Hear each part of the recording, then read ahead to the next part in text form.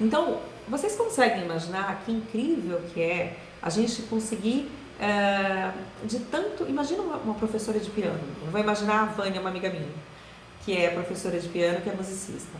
Bom, imagina que ela fica o dia inteiro debruçada sobre as notas, ensina um aluno, ensina outro, depois ela vai e toca, né, faz uma apresentação, isso e aquilo, depois tem as horas de estudo dela, do piano e coisa e tal. Imagina que chega uma hora que, como é que deve ser a cabeça dela? Eu preciso entrevistá-la para conversar melhor, para ela me confirmar isso.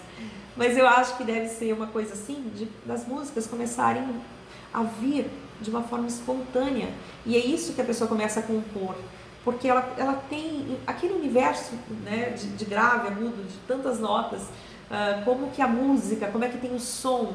É tão rico esse universo para ela, foi tão bem desenvolvido, que a facilidade, né, pensar nesses termos, pensar com a linguagem musical é totalmente diferente. Pra gente, a gente só imagina, a gente só dá uma pincelada.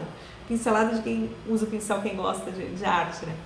E aí depois tem as pessoas que pensam com os números, são os grandes matemáticos, incríveis, né, os físicos. Então imagina que turma incrível, maravilhosa, que agora nós temos muitos físicos que se debruçam sobre a física quântica, que é a física da partícula subatômica. Que maravilha, né? Então, e aí vai, assim a coisa acontece. Que é, eu dando uns exemplos aqui, música, arquitetura, dança, pintura, então são linguagens diferentes, formas de ordenações diferentes, onde a criatividade é exercida.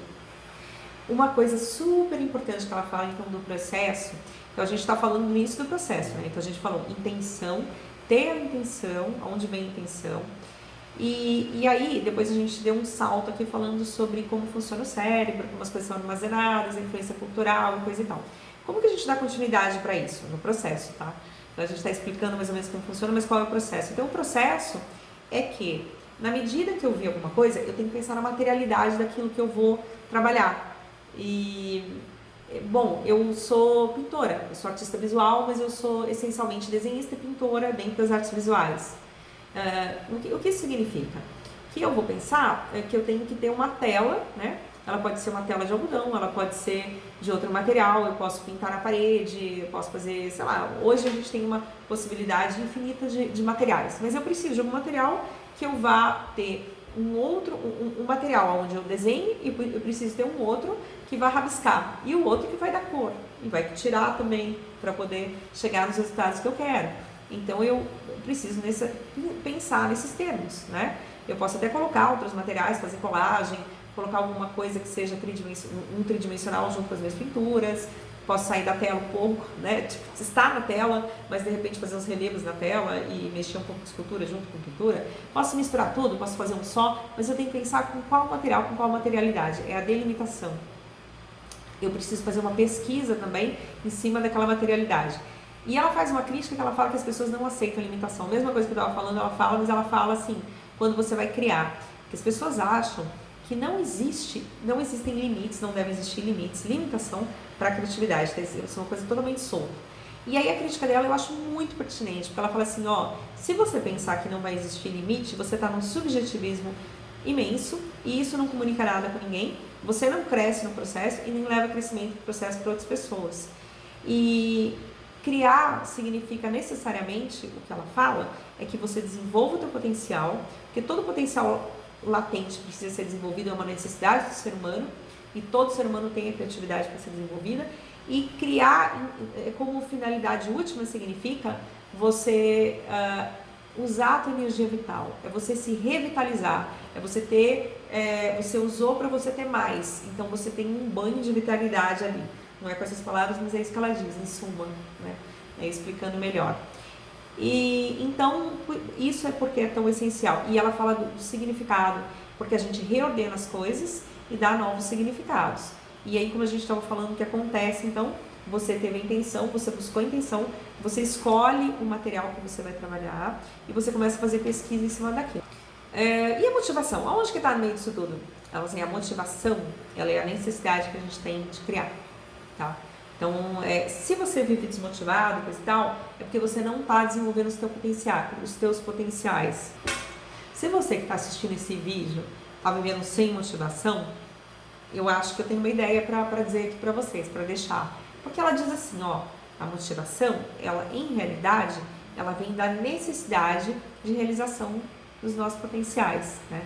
E a criatividade é um potencial latente na gente, dentre todos os outros. Então, se você está aí desmotivado, com certeza é porque você está vivendo uma massificação, né? Uma nulidade que ela até trata aqui do termo que eu acho bastante interessante, que ela fala assim, que estamos submetidos a uma alienação de nós mesmos. E eu concordo com o que ela disse também, que eu não sei se eu comentei no começo, acho que não, eu tô com uma colinha aqui mais ou menos, pelo menos dos tópicos aqui para falar com vocês. Mas quando ela fala assim, que a gente vive isso, por quê?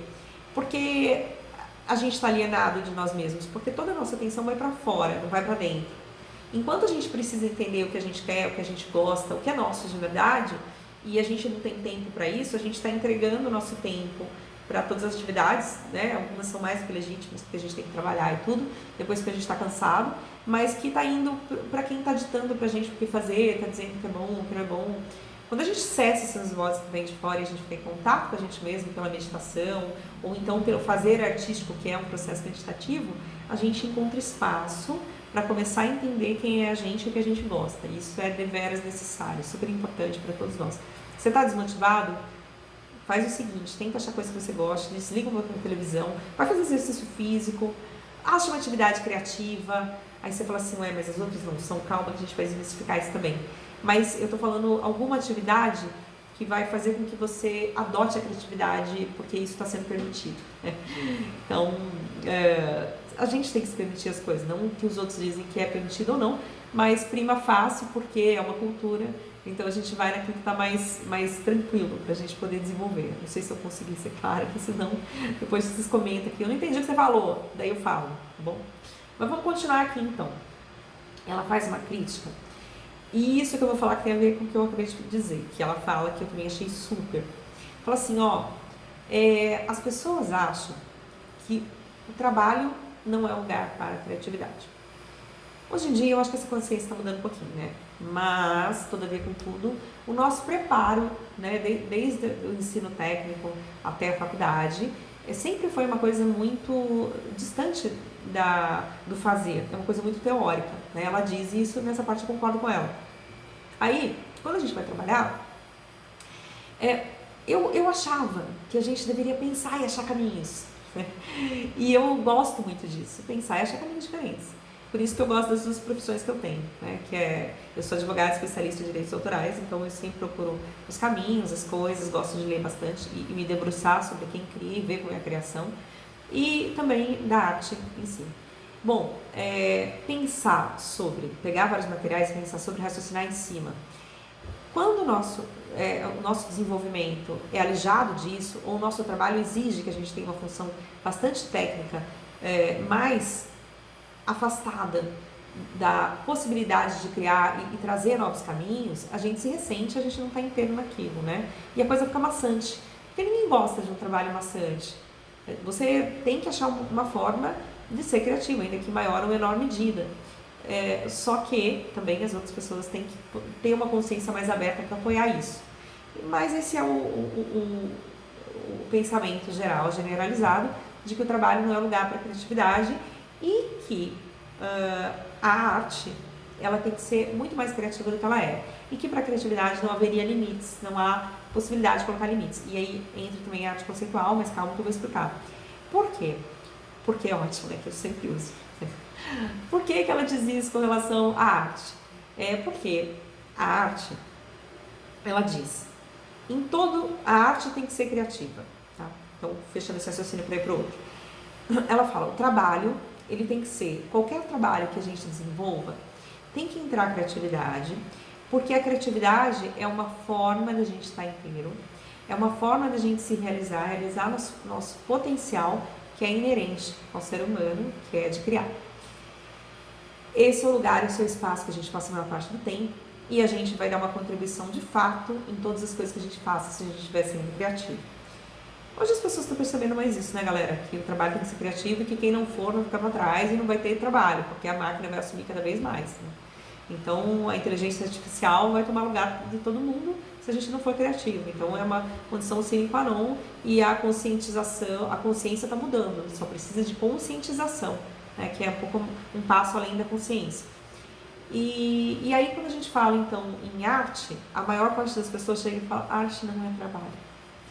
A arte é um nada, é inócuo, né? Assim como em muitas coisas querem que a gente se sinta um nada, como eu acho na arte conceitual, depois explico também. Mas é porque na arte ela fala que tem que ter um processo criativo, e eu concordo em gênero, número e grau. E ela fala assim, ó, pintor, vamos pensar nos pintores. Os pintores precisaram amadurecer. Quem sabe, muitos pintores que sabiam desenhar, eu sei desenhar desde pequena, não parei de desenhar, né? E aí tem vários outros pintores que são muito bons e que souberam desenhar, senão, porque eles passaram por várias fases. Isso é importante desenhar, eu acho super, deveras importante, assim, que você saiba desenhar. Por quê? Porque para você desconstruir, você tem que saber construir. Eu não vou me comparar com Picasso, não eu vou comparar com os grandes mestres, porque eu sou muito nova para isso. E porque talvez eu esteja me dedicando tanto quanto eles. E porque eles são eles e eu sou eu, né? Então, cada um é cada um. E eu posso ser lembrada no futuro ou não. Porque talvez eu não seja tão boa. Pode ser que sim. Talvez eu seja melhor que um, pior que o outro. Talvez todos sejam bons à sua maneira. Essa classificação racional que a gente faz é muito louca. Mas o fato voltando aqui, é porque a gente vai passando por degraus, né? E a criatividade vai se renovando e a gente vai melhorando na medida com que a gente evolui. Pelo menos é o que deve acontecer numa criatividade sadia. Isso, então a gente pensa nas formas tradicionais, na pintura, na escultura, né? Depois você fala assim, tá bom. Mas aí, hoje em dia, o que a gente tem? Hoje em dia a gente tem uma outra conceituação de arte, que você pode usar todos os materiais, você não precisa ter tido essa formação toda. E a arte conceitual, ela vem bastante a afirmar isso, que você não precisa fazer mais nada. Você também, então você pode ser qualquer coisa, porque você pega o que está pronto, você não precisa ter nenhum grau de técnica em nada, você não precisa ter nenhuma prática em nada, você vai ter que usar só o teu intelecto puramente racional, que é o hemisfério esquerdo que a gente estava falando. E aí você faz as escolhas de alguma coisa pronto, feito e acabado, então nem como artista você tem que fazer nada. Você pega as coisas e você escolhe, põe ali e fala, isso é, tipo, sei lá, você pega um pinico, faz xixi no pinico, fala assim, isso aqui é o elixir da vida, né? Então isso aqui é, sei lá, qualquer bobagem. E daí você faz uma pose de intelectual e fala que lindo, eu sou a pessoa. Mas aí tem muita gente que vai me apedrejar, tem gente que vai bater palma pra mim, tem gente que vai me apedrejar e tudo bem um lado, tudo bem o outro. A arte conceitual ela pode ser legal, pode ser muito inteligente, mas ela é uma das possibilidades. O grande problema é que está tendo essa massificação que a gente sofre, está chegando na arte, também chegou na arte. Então é por isso que a gente se revolta bastante, né? Porque não é só uma única coisa. Tem muita coisa ruim no meio de uma única coisa, que poderia ter como forma de expressão, de entendimento, alguns expoentes, né? E depois que são bons e outros que não, ou que não, porque não se esmeraram tanto assim.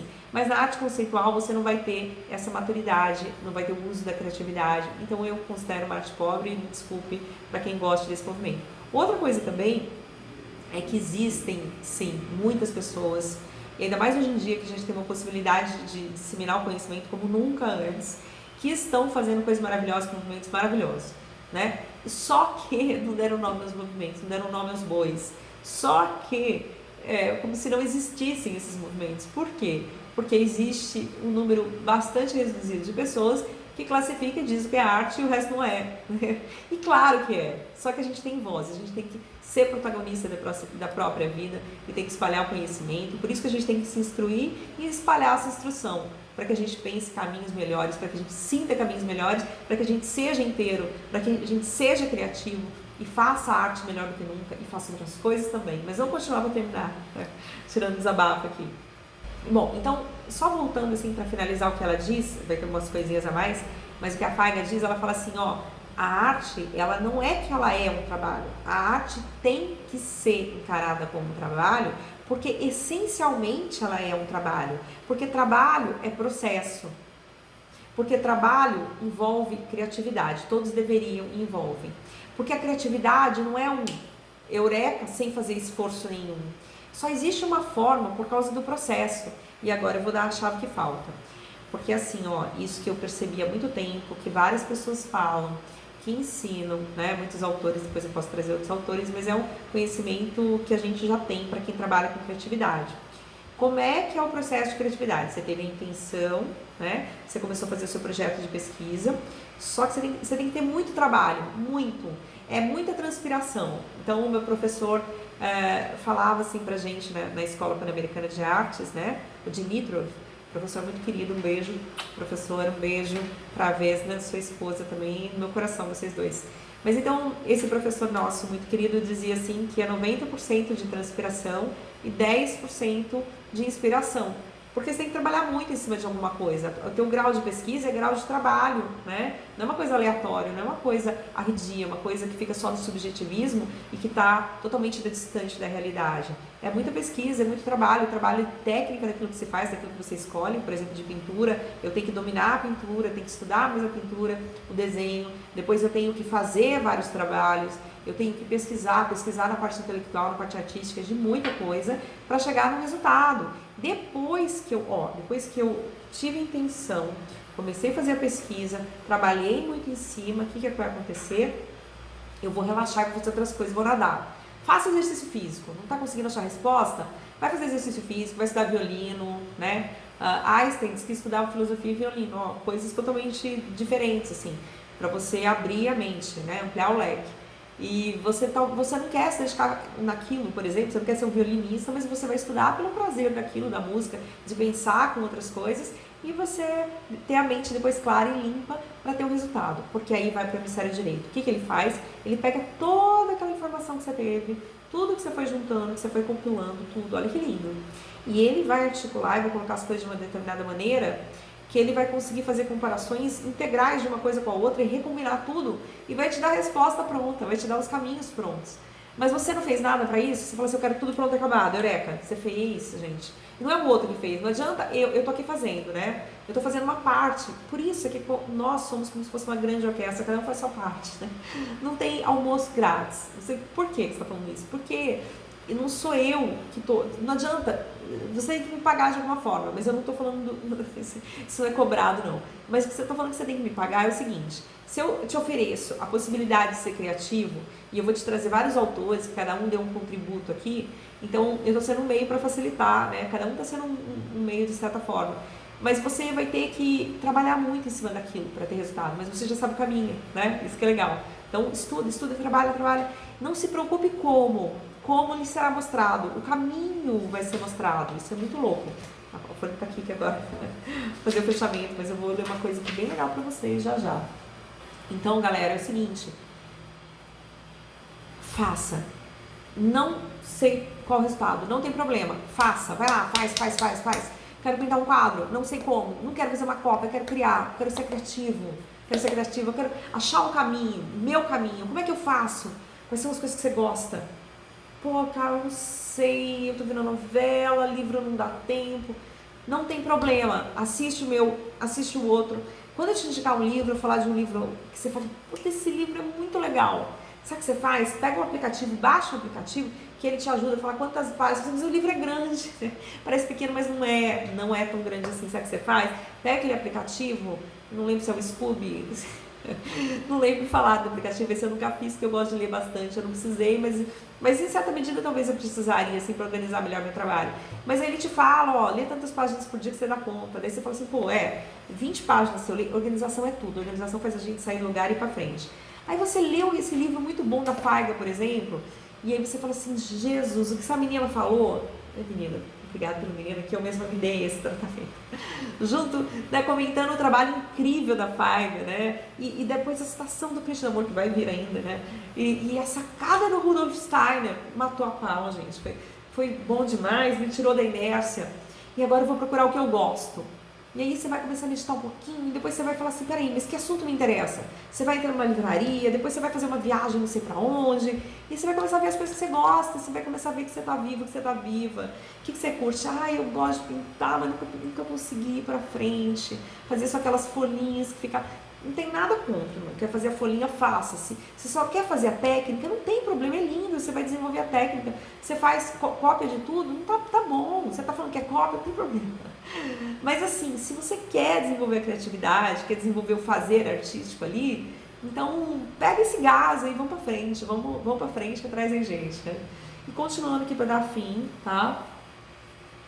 Eu agora fiz aqui, que eu não posso mostrar meus fechamentos para vocês, que eu também estou usando, foi só para estudar, para conversar com vocês, que eu estava estudando minhas palavras, o que eu penso por cima disso, o que eu penso por cima daquilo, né? E aí é o seguinte, eu vou ler aqui para vocês, então, duas coisas, tá? Tem um livro muito legal, tem um cara que é bom demais, né? Que ele está entre nós, só entre espírito, em espírito só não, muito mais ainda, né? Mas não está materialmente mais entre nós, mas é o Krishnamurti, que é muito recente, tá? Quer dizer, recente que eu digo, né? Na nossa época, assim, porque tudo pra gente passa tão rápido, só que é recente, que é antigo. Cartas a uma Jovem Amiga, eu vou ler aqui pra vocês, pra fechar a aula, tá? Um poema pequenininho, da página 63, o livro dele, então. Não mate o desejo, amigo, pois o desejo é uma chama de vida que dura para sempre. O desejo não é a causa do sofrimento. O sofrimento é a semente da visão do desejo. Se o entendimento é pequeno, então o sofrimento cresce na sombra do desejo. Se a percepção inclui a totalidade, então o desejo não projeta sombra. Amigo, o desejo não é para ser posto de lado, mas a sua visão mudará o curso do desejo. O erro não está no desejo, mas na sua percepção. Ame a vida. Então o desejo não causará sofrimento. Então é isso que eu digo, gente, porque assim, ó, isso que eu digo é ótimo, acabei de ler Krishnamurti, isso que eu digo. Não, mas não é, porque eu estava falando anteriormente o seguinte, você deseja alguma coisa, você perdeu a motivação, perdeu o desejo. Aí se você for em alguma religião que é muito restritiva, ela pode falar, não, nós temos que aniquilar o ego. Eu acho que a gente tem que trabalhar com o ego para poder achar coisas mais interessantes. Mas o ego ele é importante em certa medida. Agora, aniquilar é uma coisa muito ruim, muito difícil, muito pesada. E os desejos estão no ego. Eu não abri mão do desejo que eu tenho, a não ser que eu acho que aquele desejo não é tão bom assim, que tem outros desejos melhores, ou então que ele vai fazer mal para alguém. Eu acho que a única medida é pensar, meu desejo causa a satisfação dele, causa mal a mim, né? Causa mal ao terceiro. Se a realização do meu desejo não causa mal a ninguém, mas ela vai me trazer um acréscimo, pelo contrário, né? Um acréscimo de criatividade, um acréscimo de realização, de vitalidade, então ele é muito válido. Então essa é a motivação de realização de algum potencial interno. Se você acha que escrever é tudo de bom, eu gosto também de escrever. Se você acha que escrever é tudo de bom, alguém vira e fala assim, não, você não pode escrever, sabe por quê? Você tem que estar se dedicando para o serviço religioso. Você tem que ajudar as pessoas agora, levando sopa, fazendo isso. Eu acho lindo, eu acho bom, mas vamos supor que eu não tenho muito tempo. Eu até quero ajudar, mas lá dentro, internamente, eu ainda estou querendo escrever primeiro. Pode ser que aquilo que eu escreva vai influenciar positivamente tanta gente que aquela sopa que eu não levei, que eu só vou conseguir levar em outra oportunidade, vai fazer com que várias outras pessoas fiquem motivadas e felizes e ajudem muito mais outras pessoas. Porque talvez a questão de ajudar os outros seja presente em cada um, em maior medida, de acordo com cada potencialidade que tem. Tem gente que tem o poder da oratória, o outro poder da escrita, e assim vai indo. Então vamos parar de agir pela culpa e vamos começar a agir pelo desejo de sermos melhores pra gente. Pessoas que são melhores para si mesmas acabam sendo melhores para os outros como consequência, e aí a gente vai se expandindo, que chega uma hora que nosso tempo se multiplica ad infinito e a gente ajuda de todas as formas. Mas sem aquela coisa de culpa. Realize seus desejos sim, se ele for benéfico para todo mundo, se for benéfico para você e para o outro. E isso não é culpa, é consciência, é ética, tá? Não confundam conceitos. A gente confunde conceito que a gente faz merda. Vai ficar aí no meio. Não vou tirar não, você não edite o que isso é mesmo que edita, tá? Eu não vou editar não, vou deixar. E aí, só que eu falei que ia terminar, tem mais uma coisa para terminar isso aqui. A Filosofia da Liberdade, de Rudolf Steiner, que eu acho incrível, bárbaro. Eu tive a oportunidade de ler esses dias também e curti muito, porque antes de ler aqui uma coisinha, um trechinho que ele fala assim, ó, no livro dele, em poucas linhas, é que a nossa evolução, o nosso desenvolvimento é uma coisa que vai vir das nossas vivências que não são impostas, que não vêm de fora. Nem a gente deve impor aos outros, nem os outros devem impor a gente. Então, quando você vai numa igreja, numa coisa assim que vem e impõe a gente como viver, né? Isso pode até ser legal para a gente ter o conhecimento do que se passa, mas a gente aceitar algumas imposições, se elas não casarem com a nossa, se elas casarem com aquele desejo da gente, a gente estiver amadurecido para aquilo e tudo que a gente recebe daquilo é o que a gente já está vivenciando internamente, tudo bem. Mas se vier de fora, sem concordância interna, porque eu ainda não entendo daquela forma, ou talvez nunca vai entender, então não siga aquele caminho. O melhor de todos os caminhos é o seu, sempre vai ser. Isso que ele fala da filosofia da liberdade. E ele fala que existem muitas posições, filosofias, que defendem que o ser humano não é autossuficiente para poder amadurecer, evoluir, sem a ajuda de terceiros. Ele fala que isso é um erro. A gente tem que confiar em si mesmo, tem que confiar no ser humano, que a gente tem essa capacidade inata. Então a utilização, olha que legal, né? A utilização da nossa mente de forma integral, mais uma vez, estou apontando aqui para direita e esquerda, não é carnaval não, tá? Então hemisfério esquerdo e direito, é razão, é sentimento, é poder de síntese, é todos os poderes, vamos pensar em tudo que a gente tem aqui, né? Então é uma forma de abstração com racional, tudo junto, a gente é capaz de ter as nossas vivências, satisfazer as nossas potencialidades, é o que ele fala, tá? Então, satisfazer o que a gente quer satisfazer, porque aí a gente vai amadurecendo, e aí os nossos interesses também vão ficando cada vez melhores, né? Na medida que a gente tem, por exemplo, uma vida material e a gente dá muita importância para isso, mas a gente realiza e consegue tudo que a gente quer, a gente começa a ver, ou então tem uma perda, alguma coisa acontece no meio do caminho, você começa a ver que aquilo não é o mais importante. Então não é que você vai deixar de lado, mas você começa a dedicar a outras coisas também. Então assim vai nosso processo evolutivo. E ele fala que a liberdade é pensarmos e vivemos de acordo com o que está na gente. Então isso é acreditar no ser humano e isso é lindo, né? E aí eu vou ler o trechinho então do livro dele, do Rudolf Steiner. Temos a sensação de liberdade quando uma ação provém da parte ideativa do nosso ser. Olha que lindo, né? E aqui depois são as minhas palavras, tá? Que ele propõe a liberdade pelo pensar integral, tanto racional quanto intuitivo. O que vai gerar a maturidade e realização, a verdadeira liberdade pelo exercício do pensar, não se apoiar em teorias abstratas ou formulá-las se apartadas da vivência que pode proporcioná-las, ou seja, vamos viver de acordo com o que está aqui, coração e mente integral, tá bom? É isso, por hoje é só, depois eu continuo falando mais sobre a estruturação do nosso pensamento, o que pode barrar e o que está barrando a gente de pensar fora da caixinha e sair desse projeto de massificação, tá bom? Um beijo, tudo de bom, fiquem com Deus, fiquem com o Criador, fiquem com vocês mesmos, enquanto centelhas divinas em processo, em comunhão, em ligação. A gente se vê no próximo vídeo.